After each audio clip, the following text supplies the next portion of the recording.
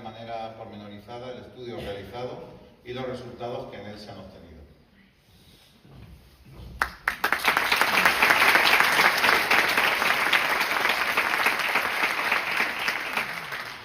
Bien, buenos días. Quiero, en primer lugar, agradecer al Ayuntamiento de Malagón la organización de este acto, la atención que nos han concedido tanto ayer y hoy el equipo de gobierno municipal, y también al equipo de gobierno anterior, que es quien comenzó y nos dio la confianza de empezar esta investigación. Siempre en Malagón hemos encontrado una excelente acogida y desde luego en la persona de Álvaro Guzmán Sil, que es, quiero agradecerle también el esfuerzo y la tenacidad, la perseverancia, sin cuya énfasis no hubiéramos estado aquí hoy, ¿no? Cuando vine aquí a Malagón a ver la piedra lisa y el fraile y la monja, vimos que desde luego era un lugar arqueológico de gran interés. De gran interés porque tenía elementos claramente prehistóricos, pero también grafías, inscripciones producidas a lo largo de muchos siglos y milenios. Esto significa que no era un lugar congelado en el tiempo, en la prehistoria, como hay muchos abrigos rupestres o con pinturas en la provincia de Ciudad Real, sino que la gente de Malagón, de este entorno, había durante siglos y milenios continuado yendo a este lugar para escribir ahí sus historias, ¿no? Entonces, bueno, pues lo que hice en primer lugar es ponerme en contacto con un hiperespecialista, que es Álvaro Ibero Osorio, que es una persona, un investigador de la Universidad Complutense, hiperespecialista en todo lo que tiene que ver con grafías prehistóricas. Y también, a la vista de lo que había en este lugar y de la orientación que tenía, contacté con César Esteban, es un investigador con quien he colaborado en ocasiones anteriores, para preguntarle si esto que a mí me parecía podía tener alguna base científica.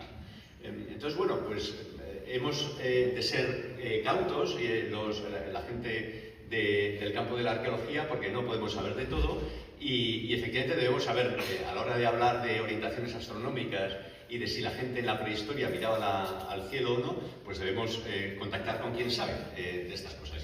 Y en este caso, este científico del CSIC, del Instituto de Astrofísica de Canarias y profesor de la Universidad de La Laguna, pues es una persona de reconocido prestigio internacional que lo que él diga debe ir a misa, básicamente. Yo le agradezco mucho porque que esté aquí hoy, ha hecho un gran esfuerzo, él vive en Canarias y se levantó ayer a las 4 de la mañana para estar en Malagón. Entonces, bueno, gracias César por el esfuerzo que has hecho, y a Álvaro también, que vive en Segovia.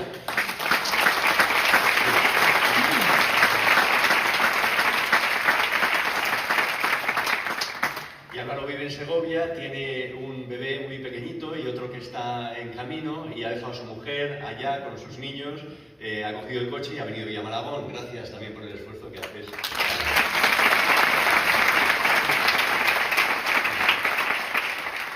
Bien, sin más dilación, voy a presentarles cómo hemos enfocado esta investigación. En primer lugar, pedimos autorización a la Junta de Comunidades de Castilla-La Mancha. Hay un expediente abierto. Lo que vamos a presentar hoy es un avance de ese trabajo y de ese estudio. Y el promotor de ese trabajo es el Ayuntamiento de Malagón. Es quien ha puesto los medios para hacerlo posible, y no nos interesaba, como equipo arqueológico investigador, tener una fotografía más o una documentación más del enésimo grabado de un antropomorfo de la prehistoria, porque en Ciudad Real es un entorno en el que hay muchos abrigos con este tipo de manifestación de arte rupestre.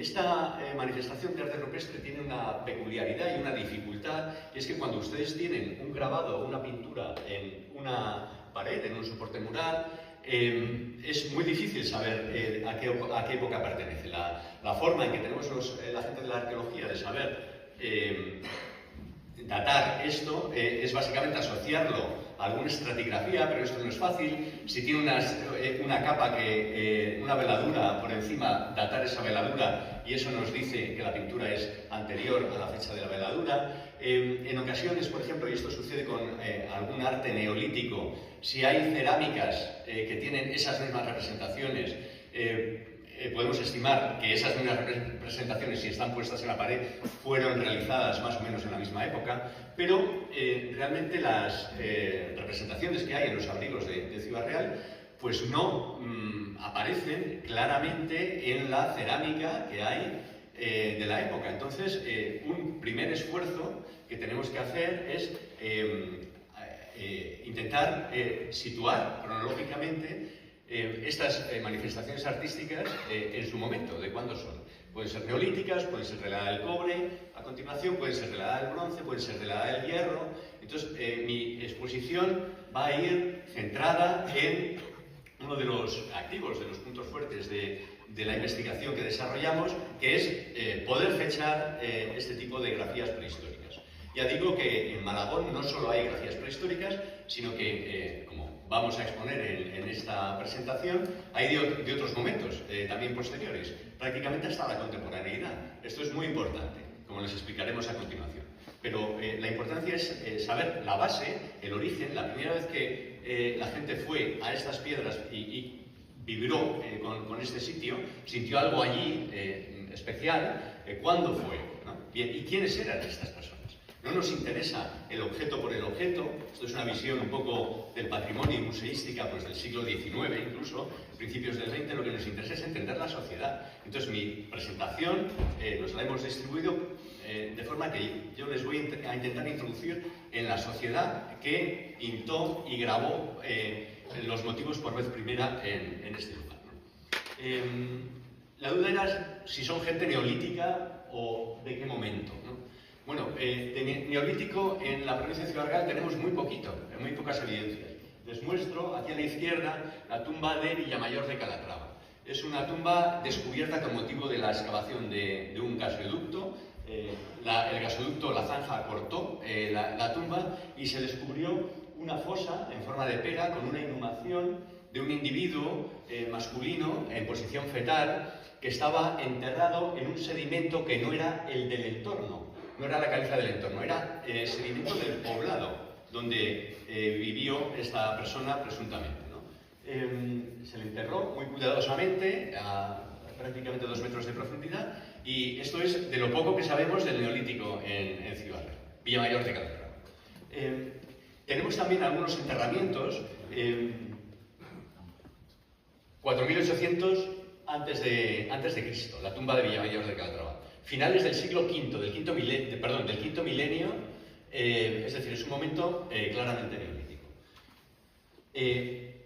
Varios milenios después, 3300, encontramos en Cerro Ortega y también Cueva Maturras otro tipo de enterramientos. La gente ha cambiado su religión, su forma de venerar a los muertos. Encontramos que la gente está metiendo a sus difuntos en abrigos de forma comunal. Están metiendo a muchos individuos muertos en esta franja que es verde, con una arcilla verde que hay allá, y allá metieron a sus difuntos, ¿no? Hay una excavación hecha, esto lo tenemos publicado también, y bueno, es de un neolítico ya final. De ahí pasamos a la edad del cobre y del bronce. Es un momento que los arqueólogos llamamos de la revolución de los productos secundarios, porque hay una mejora tecnológica en cuanto a la agricultura y la ganadería. Se introduce el caballo, la monta, que antes no se cazaba, pero no se trabajaba con ellos. Empiezan, por lo tanto, como hay animales de tiro, a dejar de ararse con las manos a través de azuelas, como se hacía en el neolítico más inicial, como hacía la gente de Villamayor de Calatrava, talar y arar con estas azuelas, que son herramientas de piedra. Se empieza a establecer también un ciclo de cultivos, una rotación de cultivos. Hay un momento al final del calcolítico de la edad del cobre, en el 2200 antes de nuestra era, 4200, un evento climático que está definido a escala mundial. Esto no es objeto de descubrimiento nuestro, sino que está atestiguado desde las nieves del Kilimanjaro hasta los distintos continentes y demás, y es una sequía que dura siglos. Esto empieza en el 2300-2200. Es un evento muy importante porque el 2200 es la fecha canónica de inicio de la Edad del Bronce. Es decir, que entre la edad del cobre y la edad del bronce lo que sucede es que deja de llover como llovía y la gente tiene que adaptarse a una nueva situación. Eso genera una tensión social y genera, probablemente es uno de los motivos que lleve a encastillarse en lugares como los que tienen ustedes aquí en Malagón y que ha mostrado antes Álvaro, pero también en La Encantada, que es el que tenemos más estudiado en la provincia de Ciudad Real, con murallas, sus puertas ¿verdad? También fortificadas, su poblamiento en el interior. Hay dos grandes zonas del poblado y hay unos silos y todo encastillado en unos riscos. Estos poblados en altura se prodigan por la provincia de Ciudad Real y son muestra de que hay violencia entre las personas. Luego les hablaré más de esto. Aparte de poblados en altura, lo que vemos es que hay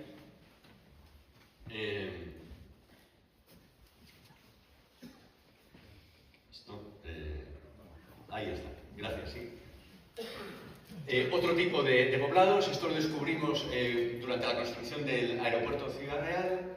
Es un campo de silos, son unas estructuras, son unas construcciones en negativo, son unos hoyos en el suelo donde esta gente guardaba comida. Fuera, lejos de los lugares húmedos, aquí se guardaba el grano. Y además están las motillas. Las motillas que dan lugar al nombre de cultura de las motillas, porque es el yacimiento más singular que hay en esta cultura. No hay motillas fuera de Castilla-La Mancha y no hay más, no llegan a 50 unidades de este tipo de construcciones. Entonces, ¿qué son las motillas? Les voy a pasar ahora rápidamente unas cuantas. Aquí tienen la de Zuacorta en Daimiel, la de Brocheros en Alcázar de San Juan. Esto yo no sé si le ha ido la pila o estamos. Sí, gracias por estar Santa María en Argamasilla de Alba también, por favor. La de los Romeros, que fue la primera en ser excavada por el profesor Almagro y enseñar, un profesor de medias en Alcázar de San Juan. Adelante. La de la Cequión, que estamos interviniendo en estos momentos, empezó a ser intervenida en los años 80, esta está en la provincia de Albacete, desde los llanos de Albacete y sobre toda hasta el parque de las Tablas de Miel, pues es la zona de extensión de la cultura de las motillas. La de las Cañas, que fue intervenida en los años 80, pueden ver ustedes un muro muy potente con una torre central. Lo llevó a cabo esta intervención la Universidad de Granada. Por favor, la motilla del Azuer, con el nivel freático arriba. Podríamos hablar sobre esta situación de por qué se pone la gente en este lugar, que en principio es palustre, pantanoso, incómodo, ¿no? Y esto es motivo de otra conferencia, si procediera. Vamos, por favor, Álvaro. Aquí tienen el pozo de la motilla del Azuer, que naturalmente no se construyó con el agua arriba, se construyó cuando no había agua, porque esta gente no era capaz de construir debajo del agua. Esto significa que el acuífero bajó muchísimo en un momento dado por efecto de la sequía de la que yo hablaba antes, ¿no? Las motillas no son solo lugares de explotación de agua, la gente está sacando agua de las motillas, sino que son lugares con una carga simbólica importante porque hay enterrados decenas de muertos.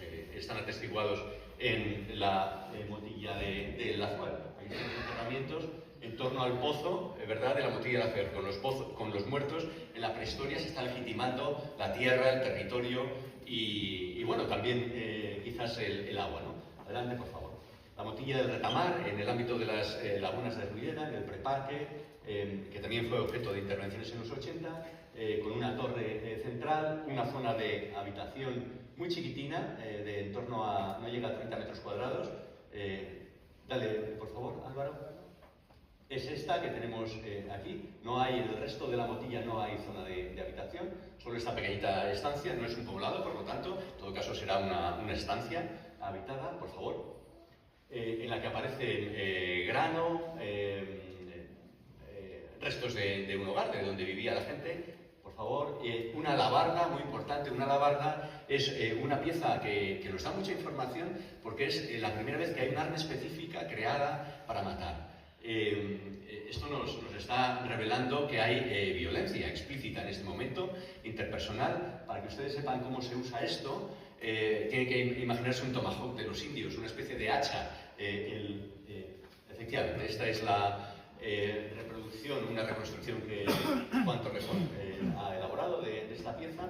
Y bueno, pues imagínense pues, gente utilizando esto, entrando aquí en el cine ahora 6 personas con este tipo de material o de útil, ¿no? Es un arma ofensiva tremenda, que ha tenido perduración, por cierto, hasta época moderna. Todavía hay cuerpos de alabarderos, todavía hoy, ¿no? Por favor. El caso es que estamos viendo que la Edad del Bronce es un momento, a través de los poblados fortificados y de las armas que nos encontramos, que es un momento en el que hay violencia entre las personas, ¿no? ¿Qué más hay? ¿Qué más tenemos? Desde hace 20 años estamos estudiando Castillejo del Bonete. Castillejo del Bonete es un lugar, es un monumento, un gran túmulo funerario, muy especial. No hay otro como él. Nos ha costado mucho entender cómo funcionaba, qué era, que al principio creíamos que era pues una especie de fortificación para defender algo, pero conforme avanzaban las investigaciones vimos que no había cabañas, no había casas, lo que había era un corredor grandísimo, de más de 20 metros de longitud, había varios túmulos, había una cueva y había varios tipos de construcciones. Por favor, aquí tienen el corredor, el gran túmulo, aquí hay otro gran túmulo, por favor, Álvaro. Y hoy podemos defender que la cronología de Castillejo del Bonete va de mediados del tercer milenio, esto es calcolítico, son fechas de la Edad del Cobre, a mediados del segundo milenio, esto es prácticamente en bronce pleno, del momento inicial del bronce pleno. Es decir, casi 1000 años de utilización de un ritual en el que la gente está metiendo ahí a sus difuntos. Esto es distinto de los otros rituales que les he mostrado. En el Neolítico, si recuerdan, hacemos un poquito de repaso, la gente estaba enterrando en fosas en forma de pera, de forma individual, a sus muertos. Esto es en el Neolítico inicial. En el Neolítico final, la gente está metiendo a sus difuntos en abrigos rupestres, y a partir de la Edad del Cobre y en la Edad del Bronce, la gente está metiendo a sus muertos en enterramientos individuales, pero en un gran contenedor funerario, que es el túmulo que les he mostrado antes. Por favor. A ese túmulo se construyó encima de una cueva con varias galerías y con muros de la Edad del Bronce que están en el interior de la cueva, y ha permitido publicar en la revista Science, que es una de las principales del mundo, o que la BBC o que en la Universidad de Harvard se hable de Terrinches. Ustedes quizás conocen este pueblo, pero la gente de Terrinches jamás pensó que su pueblo pudiera estar en boca de la CNN norteamericana y salir, porque una tumba de Castillejo del Bonete, aquí vienen ustedes una olla globular, un puñal, otro cuenco carenado, 2 individuos en covacha enterrados, uno junto con el otro, uno es una mujer, el otro es un varón. Por favor, siguiente. Son el paradigma, y por eso nos publican esta investigación científica a nosotros, y vamos, somos participantes en un artículo que firmamos 110 investigadores científicos, y permite, esa tumba es el paradigma, es el ejemplo, el único ejemplo de esto que les voy a contar a continuación, que sucede en la prehistoria, en el momento que se empiezan a grabar Piedralá y el fraile y la monja. Por eso lo cuento, para que ustedes entiendan un poco qué está sucediendo en el territorio, ¿no? No nos interesa solo ver los grabados, sino qué está sucediendo en este momento. Bien, fíjense estos son fechas, ¿verdad? Año 0 de nuestra era, 4000 a.C., y aquí hay un rango de genes, que no entró distinto tipo de genes, ¿no? Y estos son los varones, son los genes de los varones, es un gráfico de los varones. Se hizo para este estudio un estudio de cuáles eran los genes de los enterramientos encontrados en los últimos 4000 años en Iberia, en la península ibérica. Y resulta que desde el 4000, pues el rango de los genes de los varones están en la misma variabilidad, están en el mismo momento. Pero en torno al 2300, qué fecha casual, que ya se le ha dicho 3 veces en esta conferencia, empiezan a decrecer y cesan abruptamente en torno al 1800.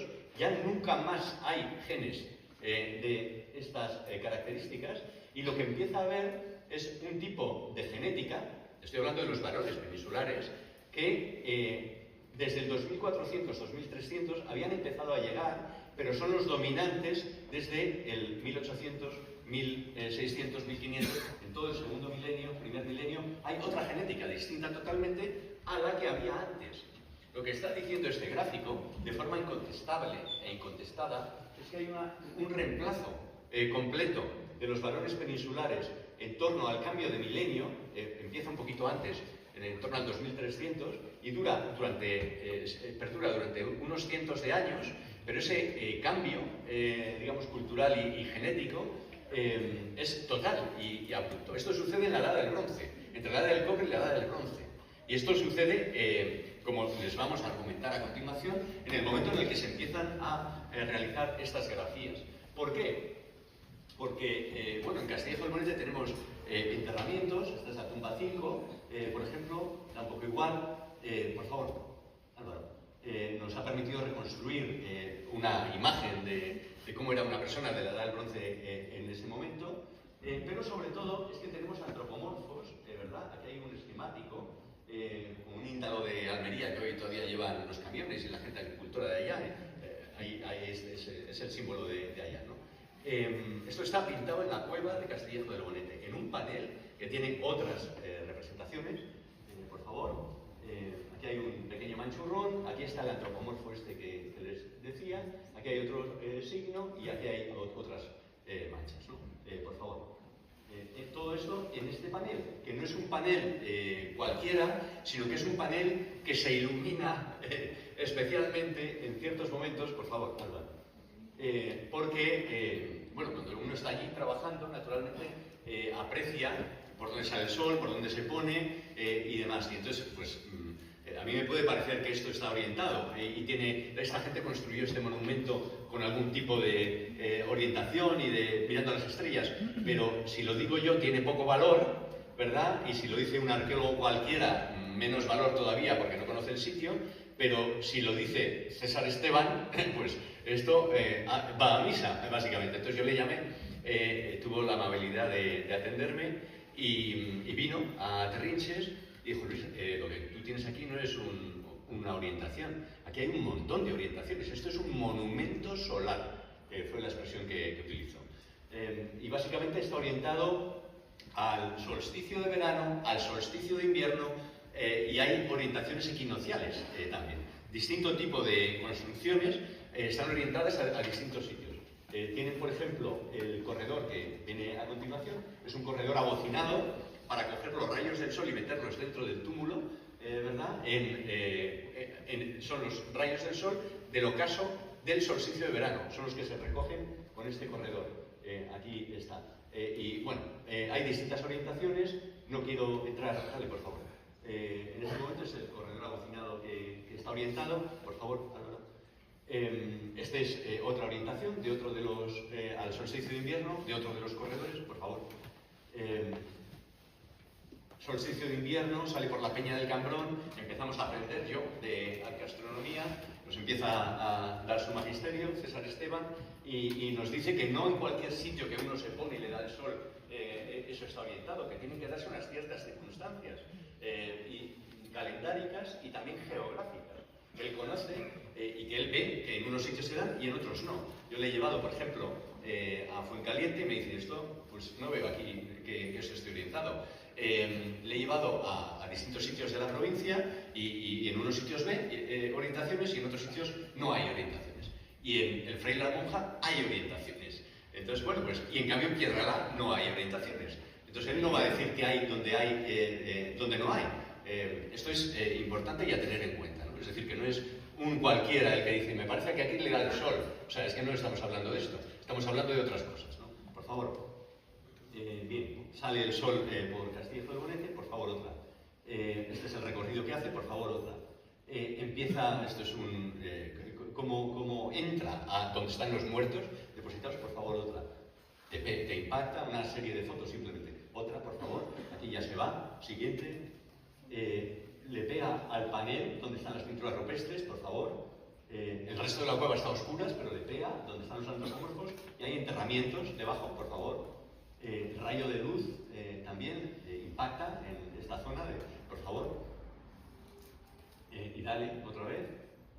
Esto es un vídeo muy rápido de cómo el sol sale y el recorrido que hace el 21 de diciembre. No me quiero entretener con esto. Castillejo del Bonete es un lugar del Calcolítico de la Edad del Bronce que mira las estrellas y está orientado, destinado a los muertos.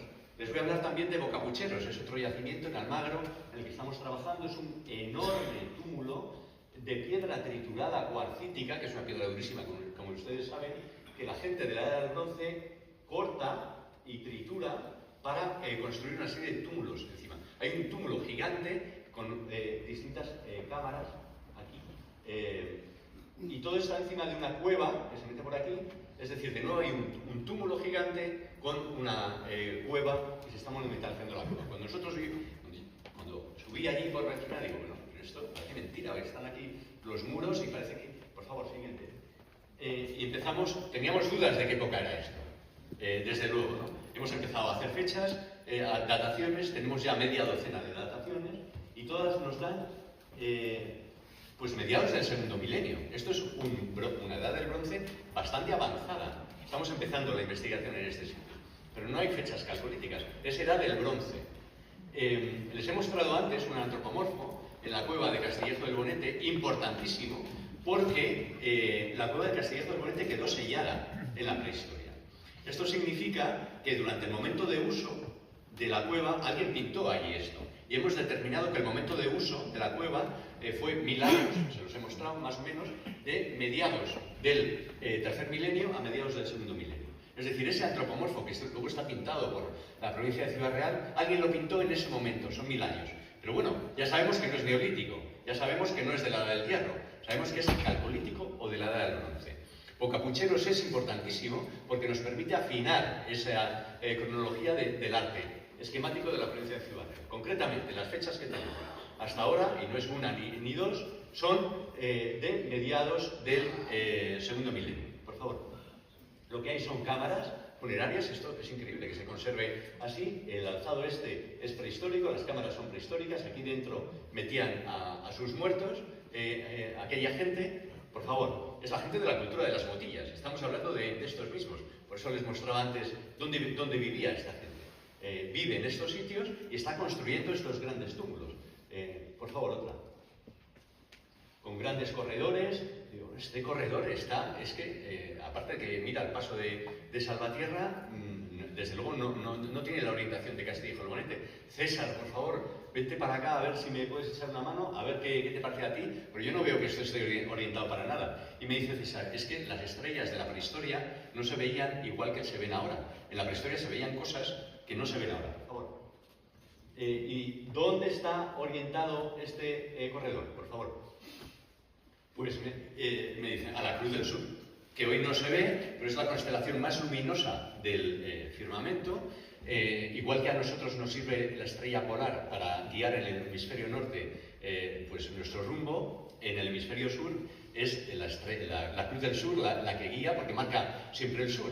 Y es como una cruz latina que está un poco orientada, pero le digo, afíname un poco esto, por favor, César. ¿Cuándo se vería y cuándo no se vería? Siempre se vería. Me dice, no, se vería, quiero recordar, me dijo, 3 meses y además saldría y se metería en el paisaje. No da la vuelta al cielo ni nada así. Entonces era un marcador calendárico también. Era una señal luminosa brutal en el cielo. Esta gente está construyendo ese corredor orientado a eso que hoy no vemos, pero que estaba en la prehistoria. Por favor, siguiente. Ahí está, reproducida. Está con una ilustración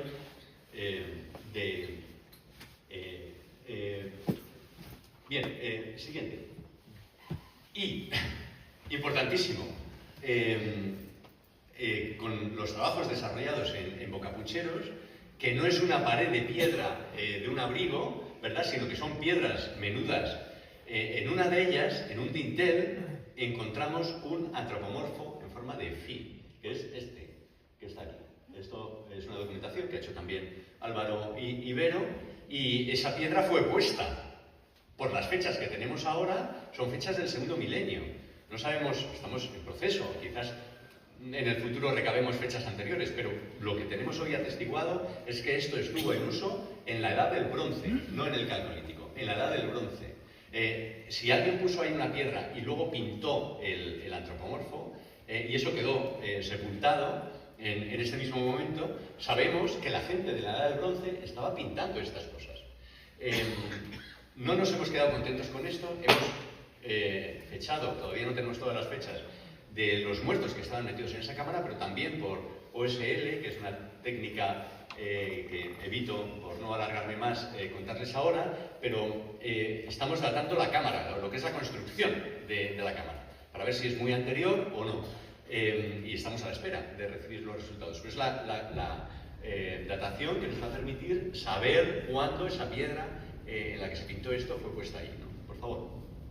Bien, tenemos en torno a Bocapucheros una serie de abrigos que tienen este tipo de representaciones antropomorfas, que son las que hay en Malagón también. Por favor. Les represento pues unas pinturas muy conocidas por todos. Esta es una fotografía que tiré en Fuencaliente con antropomorfos, pero también soliformes, que hay en Malagón, en las piedras del Fray La Monja, por favor, y de Piedralá. Bien, quiero terminar mi presentación y para no extenderme más y no quitar tiempo a mis compañeros, que tienen cosas muy interesantes que contarles, diciéndoles que este tipo de pinturas se conocen en la provincia de Ciudad Real y en el norte de Jaén, en todo nuestro entorno. Aquí hay unas que están en la cueva de las Vacas del Retamoso, son bitriangulares, son unas personas con unos peinados aquí muy fantásticos, son interesantísimas. Un arco, unas flechas, un posible animal, un posible pájaro por aquí, con sus faldas. Nos da mucha información esta pintura. Siguiente, por favor. Dos personas, presumiblemente de este momento, de la prehistoria reciente, que estaban por aquí. Por favor. Esto es lo que ha sucedido con esas pinturas. Alguien subió a la sierra, a un sitio inaccesible, con un bote acrílico, y lo que hizo fue esto. Las llamaban las sacerdotisas, y bueno, pues así fue como quedaron. Por favor, siguiente, Álvaro. Pero no es lo único. Estamos buscando a Juan de Mata todavía. Si ustedes le conocen, por favor, díganoslo. Esto es un abrigo con pinturas rupestres donde Juan de Mata pues quiso significar que él era tan importante como grafitero como los de la prehistoria. Por favor, siguiente. En Herencia, una gente que fue detenida por la Guardia Civil pintó este tipo de pinturas sexuales, con contenido sexual, en un abrigo de la Rendija que tenía pinturas de arte esquemático de esta época. Entonces, yo acabo aquí, quiero llamar la atención sobre la fragilidad de este patrimonio que tienen ustedes en Malagón, hacer énfasis sobre la necesidad de su protección y dar desde luego la bienvenida a una noticia de la que me he enterado hoy, y es que el Ayuntamiento tiene intención de proteger al máximo nivel el Fray La Monja y Piedralá desde el punto de vista administrativo, con la figura de bien de interés cultural. Esto es muy importante, desde luego, y quizás no es lo único que se puede hacer o que haya que hacer, pero es algo que, en primer lugar, pone de relieve su patrimonio, pone en valor su importancia. Hoy les vamos a mostrar que es algo muy importante lo que tienen aquí, y es un primer paso para la protección. Por mi parte yo termino, agradecerles su interés, quedo a su disposición por si algo quieren preguntarme al final de la exposición de mis compañeros. Pues nada más, muchas gracias.